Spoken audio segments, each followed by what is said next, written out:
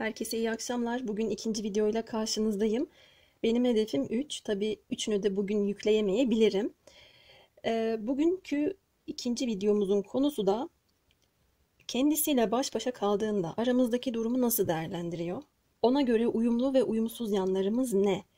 Konumuz bu olacak. Tabii ben bu kişinin gözünden de anlatacağım uyumlu uyumsuz yanlarınızın ne olduğunu ama bir yorumcu olarak çarpıtmadan da sizlere sunacağım. Çünkü bazen biz tarot kartlarında bir önceki videoda da bunu söyledim. Bir soru soruyoruz. Soruya soruyla karşılık verdiği oluyor karşımızdaki kişilerin. Lafı dolandırdığı oluyor, dolaylı cevaplar verdiği oluyor ya da ne alaka dediğimiz şeyleri bize anlattığı oluyor. Böyle bir şeye izin vermeden ben kendim aranızdaki durumu objektif olarak değerlendirmek de istiyorum. Şimdi ay ödüm patladı. Sesi duydunuz mu dışarıda? Çocuklar kuru sıkı mı bir şey patlattılar. Çok korktum. Tam da kendimi kaptırmıştım. Desteleri tanıtacaktım. Neyse dışarıdan bir müdahaleyle. Turuncu destemiz ve yeşil destemiz var. Turuncu destemizin objesi balık. Gülesim geldi. Yeşilinde ev. Balık ve ev.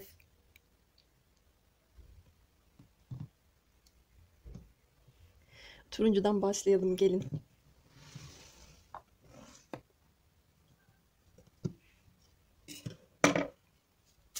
Evet. Kendisiyle baş başa kaldığında aranızdaki durumu nasıl değerlendiriyor?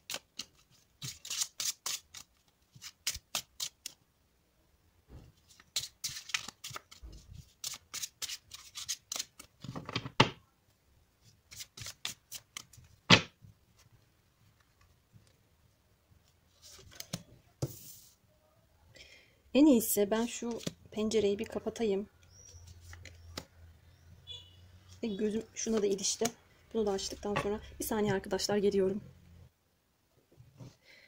Evet tamamdır. Bir de şu destemizi alalım.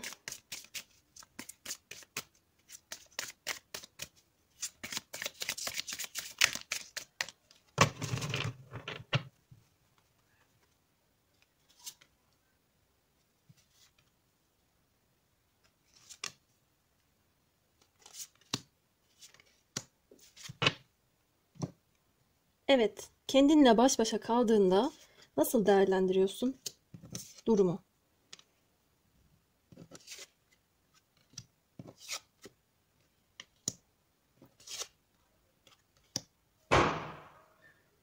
Ya bu nedir böyle? Gene duyulmuştur videoya.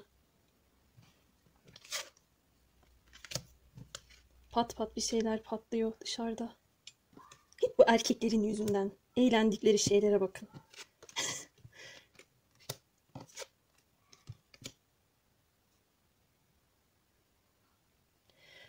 Ah, burada neler geldi. Bu kişi kendisiyle baş başa kaldığında bir defa sizi çok gözetliyor. Sosyal medya platformlarından çok fazla stalklama yaptığını görüyorum. Bir rakibim var mı? Bir rakibim olduğunu da görüyorum. Hoş. Bir şansım var mı? Şansımı denesem mi diye düşündüğü çıkmış. Çok fazla irdeleme, inceleme geliyor. Bakın buradaki kişi de bakıyor teleskopla. Burada da bir merceğimiz gelmiş. Aranızdaki durumu fazlasıyla mercek altına aldığını, siz uzaklardayken bile sizi gözetlediğini, izlediğini söyleyebilirim. Burada mantıksal değerlendirmeler de yapıyor ama şu tabloya baktığımda daha çok bana dürtüsel davrandığını, tutkusal davrandığını söylemeye çalışıyor kartlar. Sadece şuraya ek bir kart açmalıyım. O kadar alakasız bir noktaya konumlanmış ki. Bir taraftan da yorum yapayım. Şimdi kendisiyle baş başa kaldığında aranızdaki durumu değerlendiriş biçimi bazen bir şansının olduğunu düşünse de çaba sarf etmesi ve mücadele etmesi gerektiğini bildiği şekilde benim bir rakibim var ve onu elemeliyim. En iyi özelliklerimle kendi yeteneklerimi göstermeliyim, kendi sevgimi, kendi duruşumu kanıtlamalıyım der gibi bir hali var. Sizin gözünüzde şansının yükselmesini istiyor. Eğer sizden giden birisi geri dönmek istediğiyle ilgili bir durum var ama ben şimdi ona geri dönmek istiyorum da acaba onun hayatına biri girmiş midir diye dönmeden önce şöyle bir araştırma yaptığı da çıkıyor. Tabii araştırma yapmış, kendisiyle baş başa kaldığında arasındaki durumu şu şekilde yorumluyor olabilir. Şansım bitmiş. O artık evlenmek üzere ya da evlenmiş diyebilir. ya da ben ona gittiğimde böyle bir şey yapmak durumunda kalabilirim, adım atabilirim diye değerlendiriyor. Şu nedir?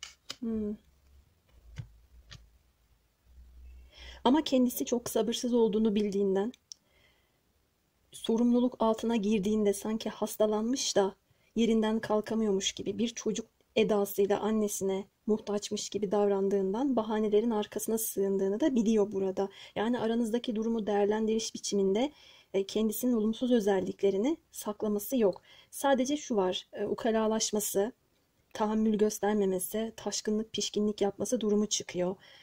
İstediği şeyler olmadığında sinirlenebilir, öfkelenebilir. Burada Mars enerjisinin çalıştığını görüyorum. Öfke problemleri yaşayan bir birey olabilir. Aranızdaki durumu değerlendiriş biçimi, ben bunu şimdiki zamana göre yorumluyorum ama geçmiş de olabilir arkadaşlar. Mesela ben öfkemi dizginleyemedim. Bahanelerin arkasına saklandım. Tahammülsüz oldum. Ya da maddi manevi olarak kayıplar yaşadım. Onun için zamanında mücadele etmedim. Şimdi de gördüğüm tablo bu diyebilir. Değerlendiriş biçiminde bu olabilir. Hoş, şimdi de yine o sabırsızlığını biliyor. Yani o sabırsızlığının yerini sabır almamış, tevekkül almamış. Öyle bir durum söz konusu değil. Yine de ona göre siz çok bağımsız, çok özgün, tutkulu, istediğinizi yapabilecek güçtesiniz. Tuttuğunuzu koparabilecek bir kişisiniz. Sizi canlı ve enerjik gördüğünü de görüyorum. Siz bu kişinin çıkış yolu gibi bir şeysiniz. Yani o anahtar sizde. O öyle değerlendiriyor. Aranızdaki durumu değerlendiriş biçiminde de eğer bu kişiyle hiçbir şekilde buna benzer bahsettiğim durumları yaşamadıysanız, yeni tanıştıysanız, flört aşamasındaysanız bakıyor, tanımaya çalışıyor. Hatta sosyal medyadan sizin takip ettiklerinizi veya sizi takip eden kişileri veya zaman geçirdiğiniz insanları değerlendirme altına aldığını görüyorum. Başka kişiler de vardır onunla şansını denemek isteyen şeklinde düşünüyor olabilir. Bu kişi maceraperest ve sıkılgan. Bu özelliğini bana anlatıyor sürekli.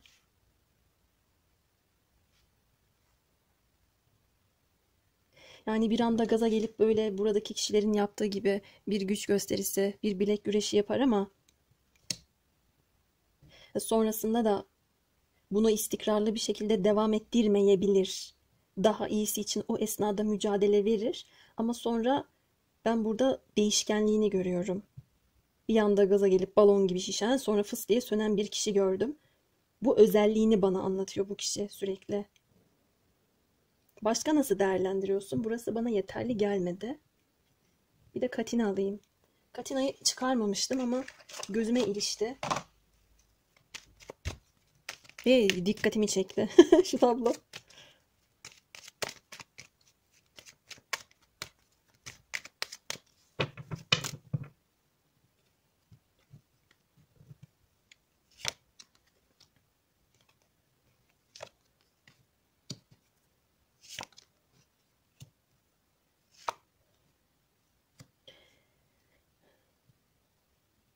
Siz bu kişiye göre kendi kişisel mutluluğunuzun anahtarını çoktan bulmuşsunuz. Hatta bu kişiye arkanızı dönmüş olabilirsiniz. Arada kırıcı sözler, üzücü şeyler söylenmiş, yaşanmış olabilir.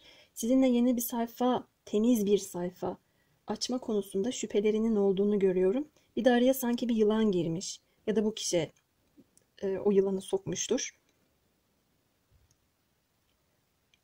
Sivri dilli konuşmalar ya da farklı kişilerin etkisi yüzünden şansın kırılması durumunu değerlendiriyor. Bir yerde ektiğini, biçeceğini ve geçmişi bu kişi kafasına takmasa dahi sizin takacağınızı düşünüyor. Ve ben bu kişiyi çok özgürlüğüne düşkün, maceraperest bir kişilik olarak görüyorum. Yani bir yerde de yalnızlık merakı çok yoğun. Gelip geçici ilişkilerde yaşıyor olabilir. Mesela sizi de çok tutkulu görüyor ama tutkunuza çok çekilir ama sonra sıkılabilir. Bu yapısını bana anlatıyor. Yani kendisiyle baş başa kaldığında kendisinin durumunu çarpıtarak ya da olmayan bir karakter gibi göstermiyor. O konuda evet dürüst ama tabii özellikler açısından da iyi bir şey söylediğini söyleyemem. Peki uyumlu ve uyumsuz yanlarınız nedir bu kişiye göre? Şurada açtığım tabloya göre bizim onunla ten uyumumuz var diyebilir. Ya da o çok cıvıl cıvıl. Gülüşü bile benim çok hoşuma gidiyor. Çok çevresi var. Çok yetenekli, kıpır kıpır bir insan diyebilir sizin için. Bu özelliklerinizin onun hoşuna gittiğini gördüm. Uyumlu ve uyumsuz yanları ortak alacağım. Çünkü bazen uyumlu soruyorum, uyumsuz geliyor. Şuraya bir tane daha çekeyim de neymiş bu soru işareti.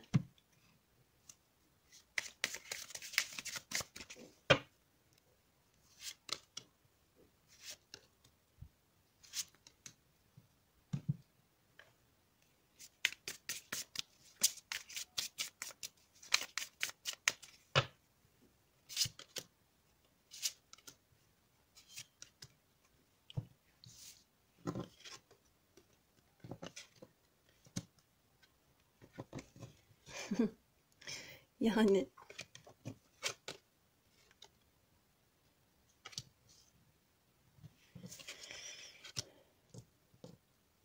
evet, az önce yaptığım şeyler geliyor, bakın.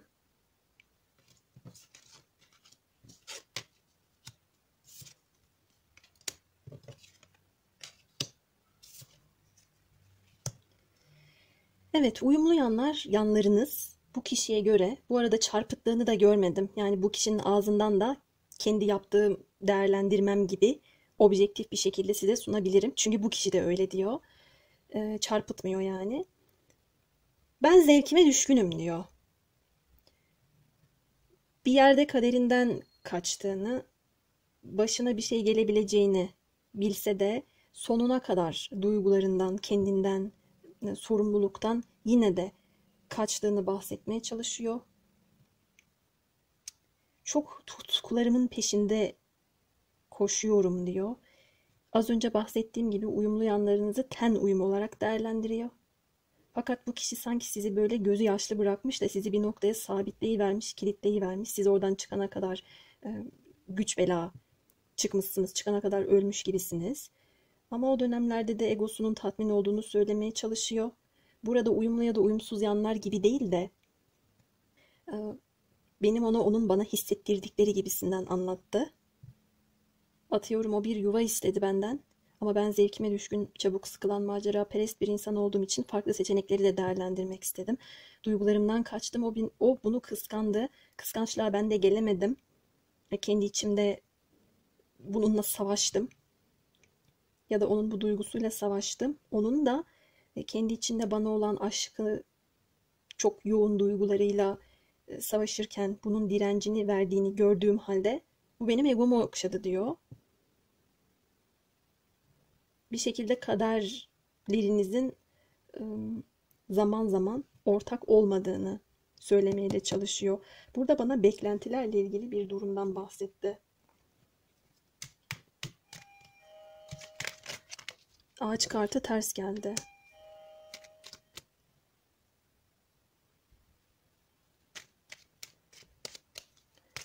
Kartları açtıkça şekillenmeye başlıyor uyumlu ve uyumsuz yanlarınız. Ama burada daha çok yaşatılanlar, yaşananlar, beklentiler, hayaller, gerçekler gibi bir durumdan söz ediyor.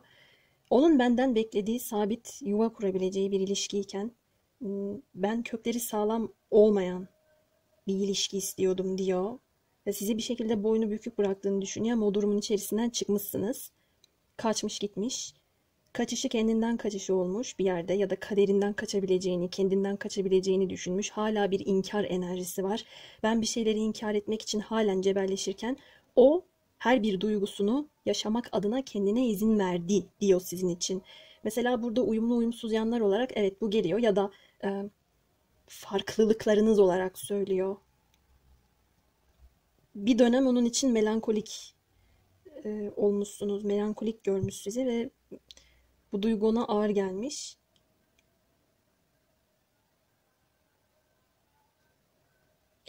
Ve uyumlu uyumsuz yanlarınız için ikimiz de başarılı, ikimiz de saygın ve onaylanmış olmak isteyen, topluluk içerisinde güçlü bir duruşu önem veren bireyleriz diyor. Ben burada duygusal anlamda ortak paydada buluştuğunuzu bu kişinin gözünden çok göremiyorum. Bu kişinin aynı zamanda öfke problemleri var. Böyle gelmiş arkadaşlar. Siz sanki gözyaşı dökerken bu kişi gününü gün etmiş gibi. Peki sadece ben şunu soracağım. Açılımımızın konusu değil elbette ama iyi halt yedin. Öncelikle bunu söyleyeyim. Yani ne geçti elinden? Yani nasıl hissediyorsun? Pişman mısın? Nedir durum senin için? Şu anda değerlendir.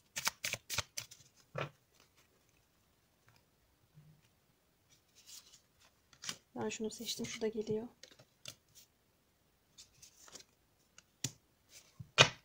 Kaçınılmaz son diyor tabii. Sizi bilge ve akıllı görüyor. Tembel olduğu için, zamanında kararlar alamadığı için aslında burada otomatik olarak bazı şeylerin sonlandığını söylüyor. Doğrudan bir pişmanım demedi. Bana kartlarla şunu söylüyor. Ben zaten böyle olduğumu söyledim. Bunun enerjisini verdim, yaydım. Bir beklenti oluşturduğumu düşünmüyorum ki gibi. Ama siz ona göre doğru insan mısınız? O size göre doğru insan değilmiş. Beklentilerinizi yerine getirebilecek kişi değilmiş. Şunu da diyor yani ben bir söz vermedim. Ya da verdiysem de tutmaya çalıştım elimden geldiğince işte diyor ama o konuda ben biraz yüzeysel olduğunu gördüm.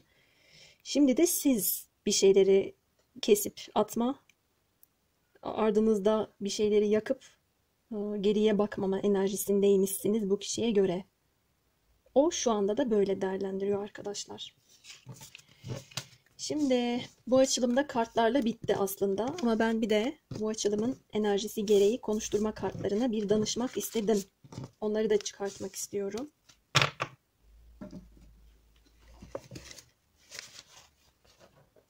Ne söylersin?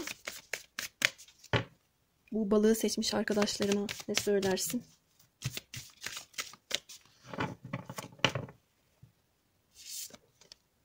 Hiçbir şey düşünemiyorum, yolumu kaybettim.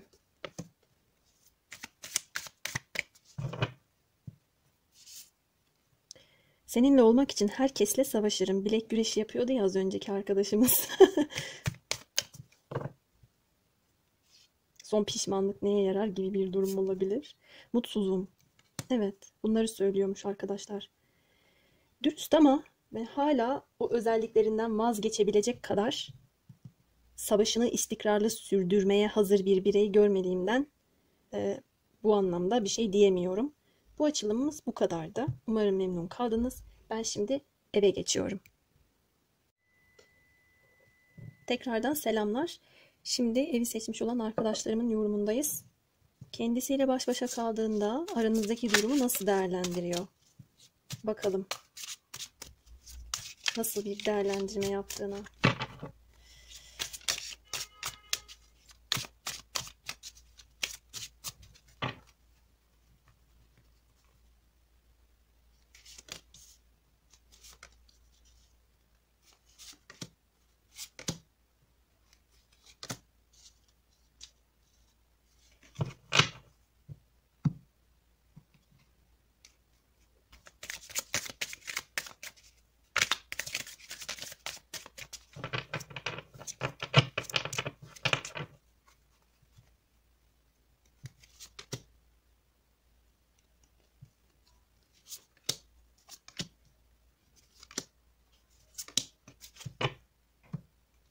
Şimdilik bu kadar yeterli.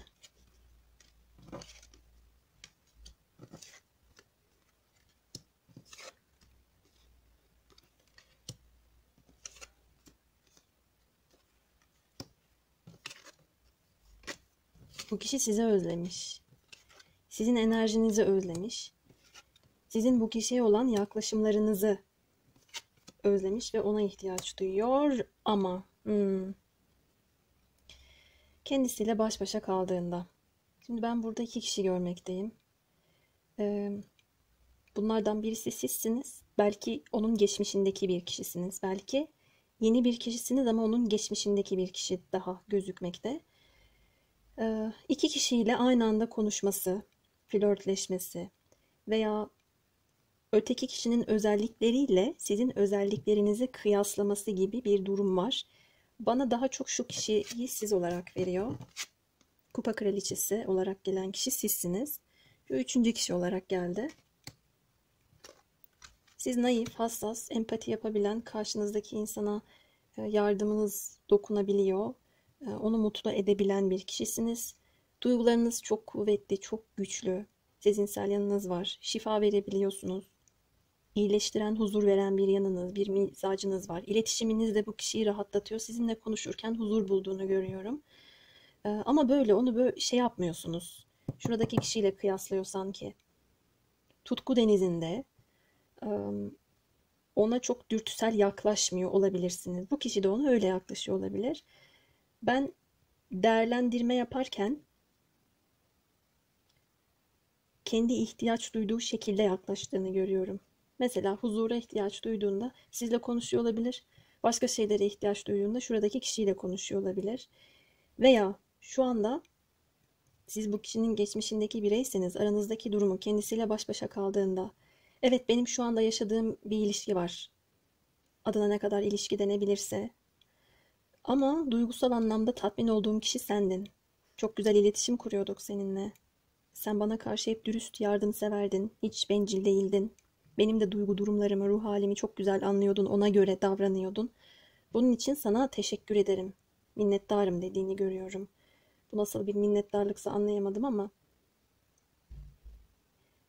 içinde bir yerlerde hala sizinle başka durumları kıyasladığını görmekteyim. Gece vakitlerinde oluyor genellikle bu olay.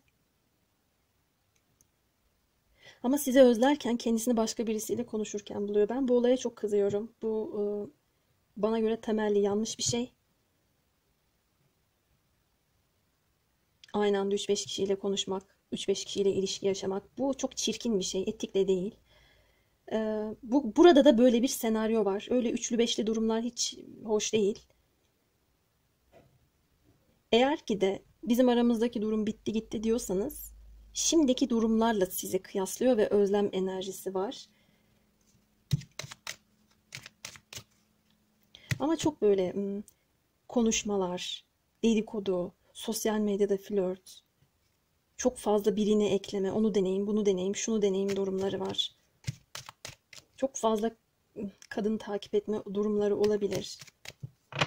Şuralara bir şeyler daha açacağım. Nasıl değerlendiriyor aranızdaki durumu? Açıkçası burada bana kendi durumunu anlatıyor. Aranızdaki durumdan ziyade sen bana böyleydin, bunlar bana böyle.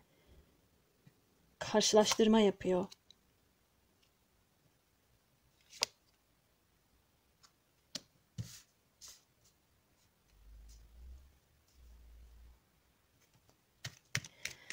Yattığı yerden, oturduğu yerden, gelecek bu kişi için çok belirsiz olsa da düşünüyor arkadaşlar sizi.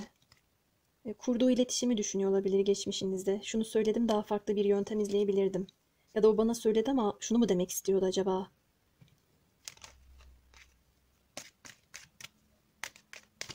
Ya da ona şöyle bir stratejiyle yazsam mı acaba? Yazsam nasıl olur? İkinci bir şans elde edebilir miyim?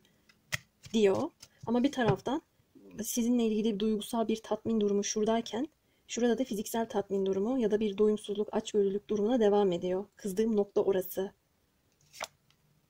Bu kişi sizsiniz. Siz masum, bilge, anlayışlı, kendinizi geliştirmiş, doğru bir kişisiniz. Yanlış bir kişi değilsiniz. Kendinize de saygınız var ayrıyeten. Şuradaki kişi de bu kişinin enerjisini karıştıran üçüncü kişi. Huzursuzluk yaratan ya da sürekli bir cinsellik yaşadığı kişi. Arkadaşlar bakın bir yorumcu olarak şunu söylüyorum. Bu bir büyük konuşmak değil, kınamak değil, bir şey değil. Kendisine saygısı olan bir insanın göz göre göre kişinin hayatında birisinin olduğunu bile bile hala gidip ona yapışması doğru bir davranış şekli değil. Eğer ki benim kanalımda rica ediyorum benden yasak ilişki, üçlü durumlar istemeyin. Hoşuma hiç gitmiyor, mizacıma hiç uygun yorumlar değil. Eğer şu pozisyonda olan sizseniz zaten doğru kanalda değilsiniz.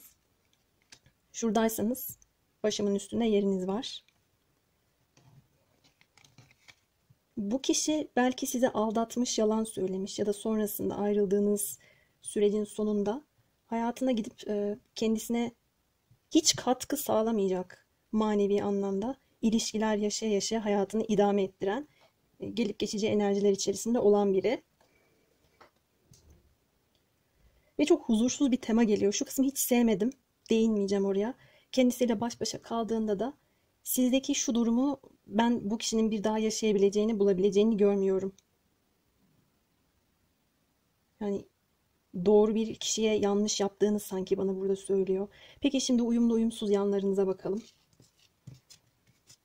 Ben işte yani normalde şu durumdan etkileniyorum. Eskiden tarot yorumu yaptığımda bir tane bile yapsam şey yapardı, o enerji bana ağır gelirdi. Ama şimdi alıştım. Birden fazla gün içinde yorum yapabiliyorum. Ama şu yasak ilişki gördüğüm zaman var ya, birden bir modum düşüveriyor ya. Hiç sevmiyorum. Hiç. Böyle farklı farklı kişiler. Onunla bununla. Kim kimle belli değil.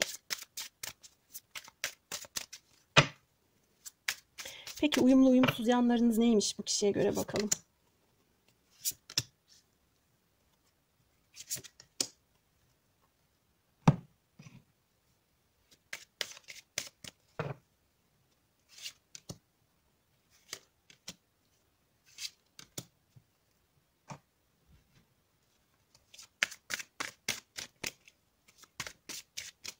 Mesela oturduğum yerde bana bir sinir geldi. Ben nadiren sinirlenirim. Hiç sevmedim ama açıkça dürüstçe de söylüyorum size. Oradaki enerjiyi ben hiç sevmedim. Gözümde görmesin, hatta kaldırdım.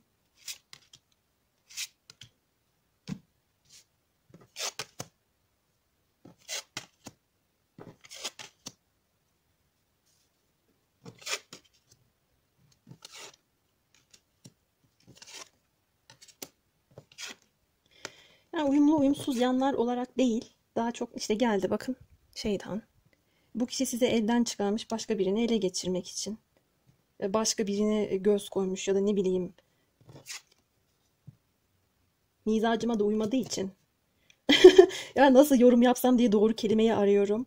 Ben burayı çok kısa tutacağım arkadaşlar. Bu kişi size sanki zorla susturmuş gibi, ya siz kala kalmış olabilirsiniz. Yanlış bir şey yapmadığınız halde ya da içinizde fırtınalar kopuyorken bu kişi size yanlış yapmış olabilir. Susmuşsunuz, içinizde fırtınalar koparken affetmek size kalmış sanki, ya da bu kişi sizden sonrasında yaptığı hatalar yüzünden, ihaneti yüzünden af dileyecek belki de.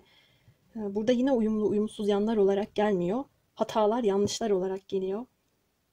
İlk seçtiğim ilk destede de böyleydi ama burada daha beter bir şeyle karşılaştım. En azından orada kişi direkt uyumlu uyumsuz yanlar olarak söylemese de farklılıklarımız açısından yorumluyordu. Burada farklılıklar, benzerlikler, uyumlu uyumsuz yanlar gibi değil, doğrudan yapılan yanlışlar, yenilen haltlar olarak söylüyor. Hayır, yani burada olan masuma da olmuş gibi bir tablo var. Bakın ve buradaki kişinin ağzı dikişli gibi sanki. O kadar belki ya susturulmuş ya da kendisini susturuyor. Bu siz de olabilirsiniz. Durumunuza göre alın. Ben oturduğum yerde bir içte bir yanma hissettim ya. Şu mide bölgem var ya, yanıyor şu anda. Öfkeden değil. Bir şeyleri hazmedemedim ben oturduğum yerde ve bu benim enerjim değil arkadaşlar. Ben burayı daha fazla yorumlamayacağım. Çünkü burada uyumlu uyumsuz yanlar olarak gelmiyor. Konuşturma kartlarımızdan alalım.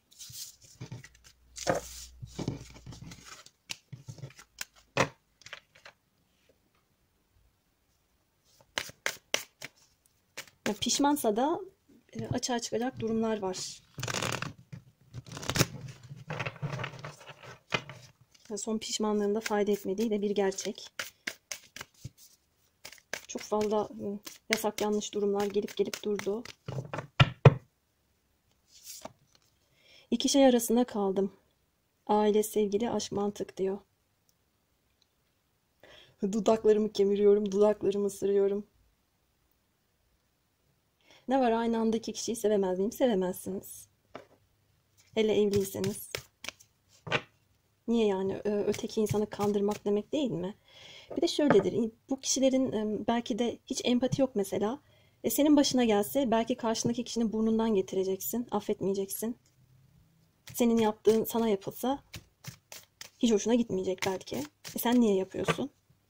Konumuzdan daha başka bir tarafa gittik ama Çıktı bakın, gene konuşturma kartında da çıktı. İki şey arasında kaldım diyor. Belki evli, bir de sevgilisi var. Ay. Kıskançlıkların beni üzüyor ve öfkelendiriyor. Hmm.